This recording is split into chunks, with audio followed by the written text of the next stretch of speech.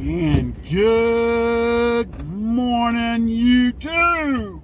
It's Old Soldier coming at you from Robeson County, North Carolina, where it is a nice and balmy, cold day. Yeah, I said cold, not cool for a change, because it is. You can see some of the condensation on the windows of my truck. Yeah, it got downright cold. I think it's like 48 degrees out here this morning. I have to go back and double check. It's cold. That's all right. Been wanting for the cold weather to come in for a little bit. Kill off some of these skeeters. Other critters that fly around that annoy the crap out of me. I'm sure they do you too. But anywho, anyhow, and anyway, what do we want to talk about today? Well, probably a couple things, but I'm going to start off with this. School lunches. What? What are we talking about school lunches for? I don't know. It's just a conversation I chose to get into this morning. Part of it being a friend of mine had a conversation yesterday about school lunch programs and also about laws that govern what restaurants and grocery stores can do with food that is either about to expire or went unsold or was made but returned with. In case you go to Burger King, you order a cheeseburger, you look at it, that's not what I ordered. They take it back. Now they're going to throw it away. Food's perfectly healthy, perfectly good, but by laws, these restaurants have to throw it away. They can't just give it. They can't give it away. There's certain things they can, or certain things they can't. I guess, from what I understand. And we were talking about other things, how schools could get to the point they could provide free breakfast and free lunch for their school. Doggone tripod. It's about to try my patience this morning. That's what it's about to do. But, and here's why I get at it. You know, over the summer, I think it was the summer, beginning of summer, end of summer, I saw a video or a newscast where an anonymous donor paid off one school's entire lunch debt. And that way the children could eat. And I thought that was great. It was marvelous. I got to thinking, since most public schools now have to provide a means to feed the children, then why, and we taxpayers, we pay taxes to support these schools, why on top of that should parents have to pay for their child's lunch? I think it's a fair question. Some of you will probably disagree with me in the comments below, and that's fine. I want to see opposing opinions on this. But leading to what I'm getting at here is this. If the states would mandate, not suggest, but mandate, that their prisons grow food, that their prison systems bake their own bread,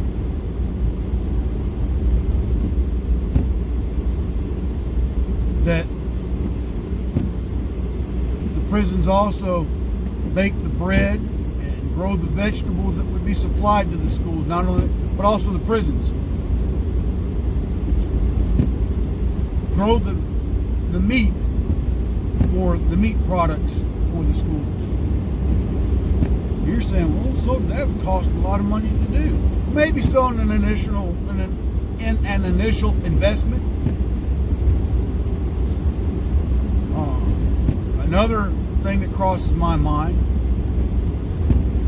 you know, you get these stores that go out of business and they sit for months, if not years on end, empty. And you see these big, you know, for lease or rent signs on a lot of them, not so much for sale. But eventually they go up for sale. And what I'm talking about, you know, old Walmarts and Kmarts and grocery stores that go out of business, then the building sits empty. One, I think it's such a waste. Granted, it's private property, I get all that. But cities, towns, counties, maybe if they would make an investment, as in take those buildings and convert them into an educational purpose, such as agricultural programs. You take an old grocery store and you offer a program in our agriculture and horticulture. Teach people, teach kids how to grow food. Because, if you think about it, you can grow food indoors with a hydroponic garden through artificial light. But you can convert the parking lot to outdoor growing through the use of above ground planters. Now granted, they'll be subject to the same stresses that regular places are, regular farms, weather, environment, but I get tired of hearing that, well, we can't do this. It can't be done. World War II, many families that had never grown a garden a day in their life learned to grow a garden. Why? Because food was rationed. Okay? Sugar was rationed. Flour was rationed. People had to start learning how to grow their own vegetables to supplement their food, because the bulk of it was going to the war effort. Folks, we live in the greatest nation on earth, I think. I still believe. Even with all our problems. And in my humble opinion, ain't no darn reason why any child should go to school hungry. Or be at school and be hungry. I get part of the reason why some of these people do what they do, because they're for fear of liability. That's where the legislature can have a big play in correcting that dilemma.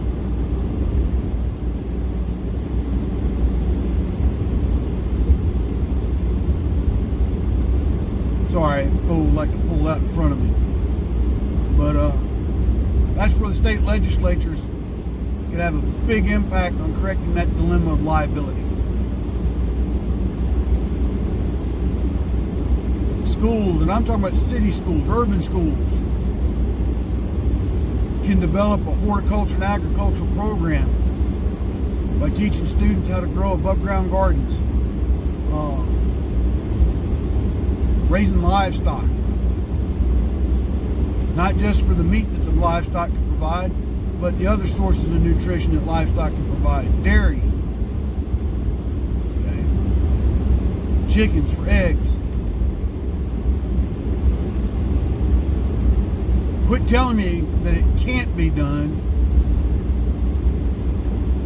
and figure out a way to do it. Again, I go back to the state penitentiaries. The federal government's not going to do anything like that. But go to the state level. And I think there's still a few states that have state farms. I don't know all of them. Some people say, well, that's a cruel and unusual punishment for a prisoner. Well, you get convicted, go to prison, you're there to be punished, not rehabilitated. Not initially, anyway. And honestly, if you put them out on a state farm, they're learning to do something with their hands. It's my humble opinion again. But you make the investment and have the prisoners grow the vegetables, bake the bread for themselves and for the public schools. Now, the agriculture and horticulture program for these kids in school, at the end of the year when they harvest, they get to sell what they've grown. What they bring in goes back into the program. And if there's anything left over, each student can give them put it to a scholarship fund for them to compete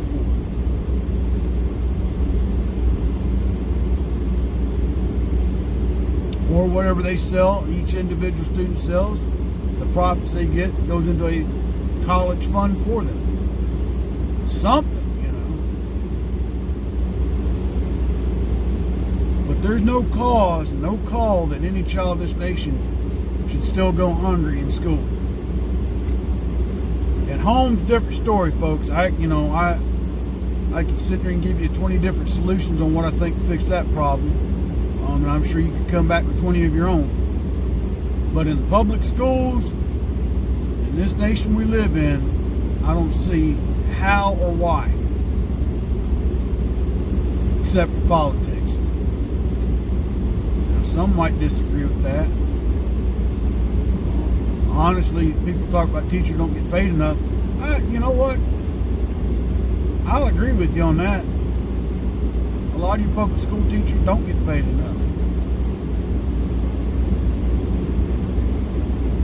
And again, that boils down to politics. You can say what you want, but politicians got the power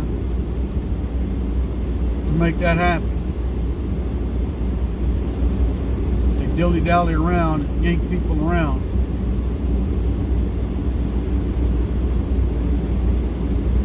But that's my thoughts on that subject, folks. I think if you fix the issue of liability, that's the biggest argument I hear is liability. Just like with restaurants and grocery stores when they get ready to throw out food. Well, we can't just give it to anybody or homeless people because if they get sick, they can sue us. Well, and I think that's what has happened in the past. But there's got to be a measure or a way to fix that. I know I've got some friends around here, they go by restaurants. My uncle, I got an uncle that does this too. They go and collect pastries that haven't been eaten and other small food items. But, there's certain rules and regulations. They still have to be in their original container and wrapper, etc. And I get all that. But, my thing is cooked foods too. There's a lot of places that prepare food, and at the end of the night they had to toss it out. Why? And again, it boils down. When people say we waste more food in this nation than any other nation in the world, you're absolutely right. If you go to Europe, and I was probably one of those arrogant Americans. Certain places in Europe, when you order a particular meal, you don't get these big, huge, wholehearted portions that we get here in the United States.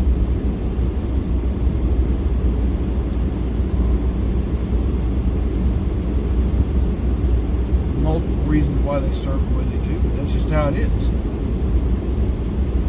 Our problem is we get these big, we can go to McDonald's or Burger King or wherever, and we can get a meal and we can get it super extra grande, large double X, triple X sized, and you're able to eat most of the hamburger and about half the French fries, and then you toss. That's another problem we have. We as Americans sometimes can be a bit gluttonous.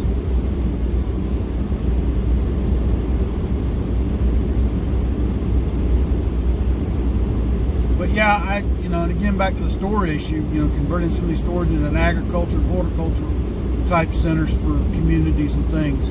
That's the other thing. The food they grow, they can donate to food banks too. So people that are struggling can have some fresh food. Would somebody take advantage of a system like that? Certainly. Every system and program that's ever been developed, somebody always finds a loophole to take advantage of the system. Okay, I'm not. You're not going to always defeat that. I know when I went to school, you had the reduced lunch program where if your family made a certain income, you could get a reduced school lunch. And I know kids' parents that took full advantage of it and abused it. It's called lying on the application.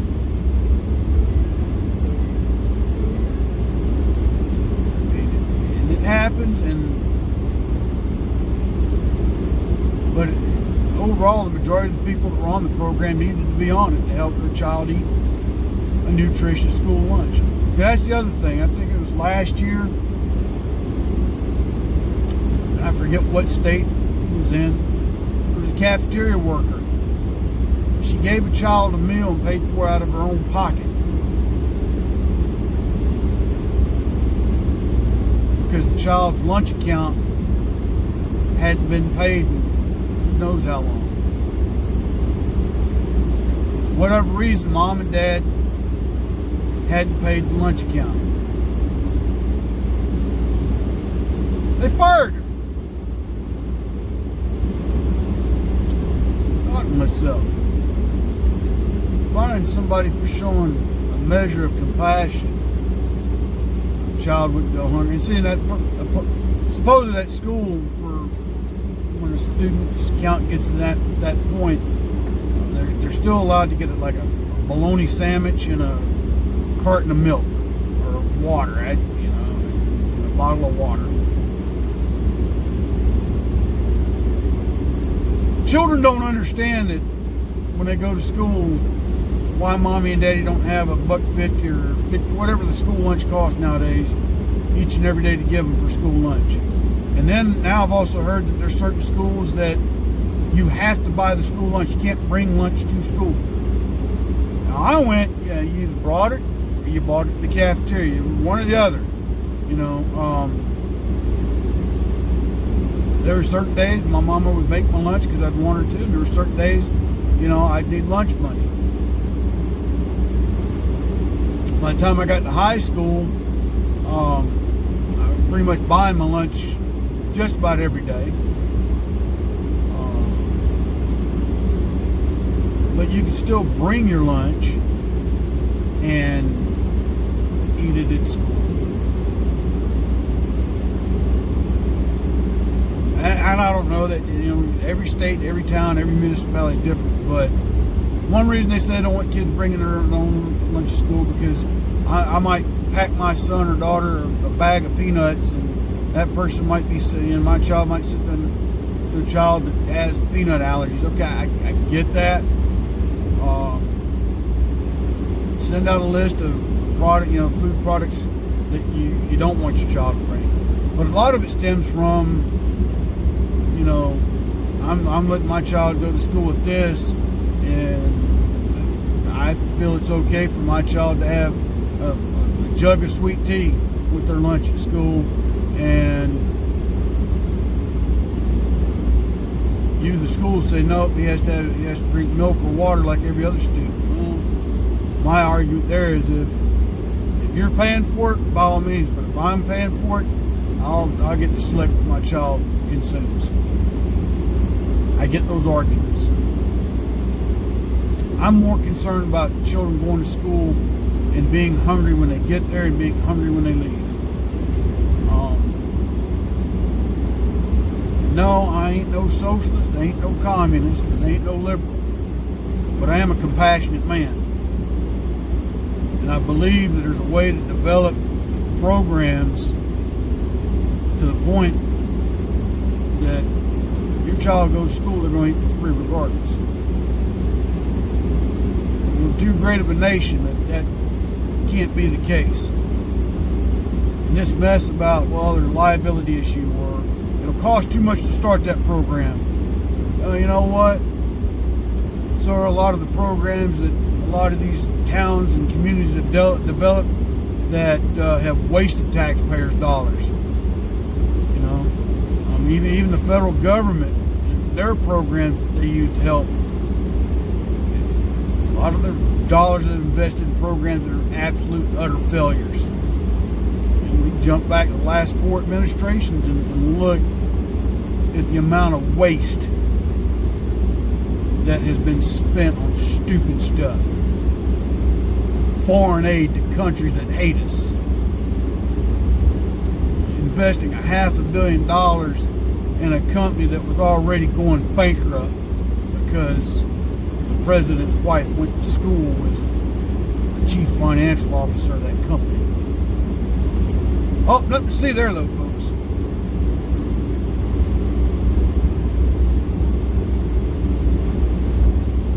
To giving money to the liberal arts so somebody can put a crucifix in a jar of urine and call that art. We would have pulled back every one of those dollars for the last 10 years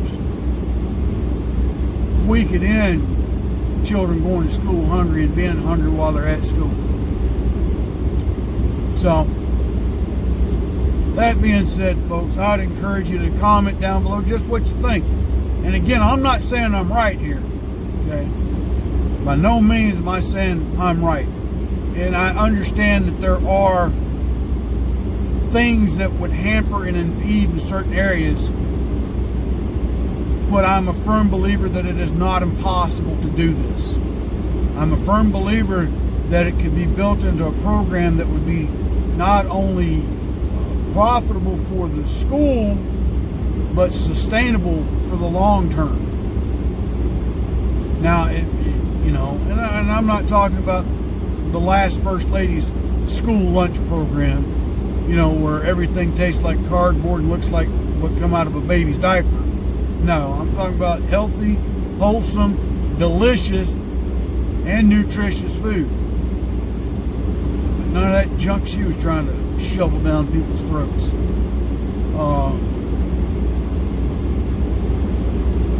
But again, I don't think this is an impossibility. Is it going to be? Would it be difficult? Yes. But can it be done? I firmly believe so. So, like I said, tell me what you think down in the comment section below. If you got a counter to this, put it in a video response. Or if you agree with it, put it in a video response. Whatever the case may be. Let's get this out there and see what we can do in our communities to get attention to this.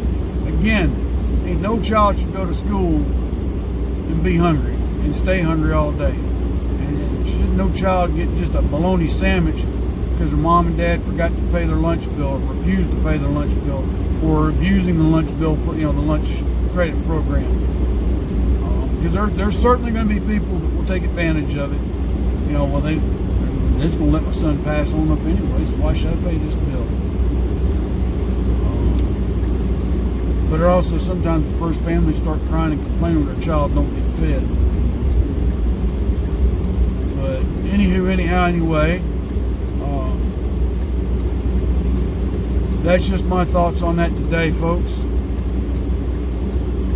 I'm sitting there waiting for traffic to clear so I can make a left-hand turn so I can get into work. Everybody wants to drive as slow as Methuselah. Or molasses, as Mama would say. And here we go. But yeah. So I hope everybody has a blessed and wonderful day. Again, throw your comments in the comment section down below. Let me know what you think. Give me some ideas how you might handle the program or do something. I think it'd go a long way. Because again, I don't think any child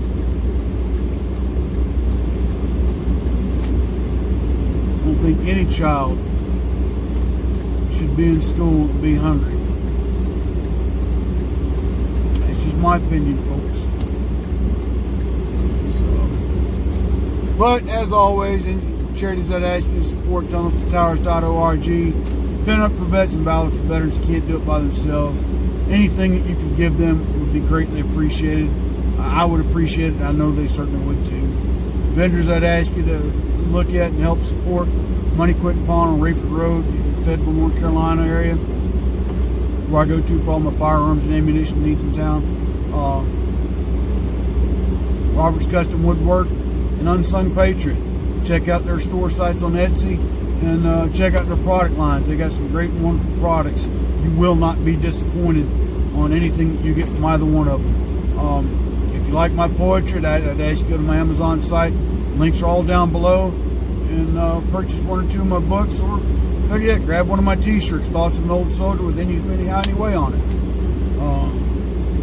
So with that being said, folks, God bless, take care, and until tomorrow, it's Old Soldier out.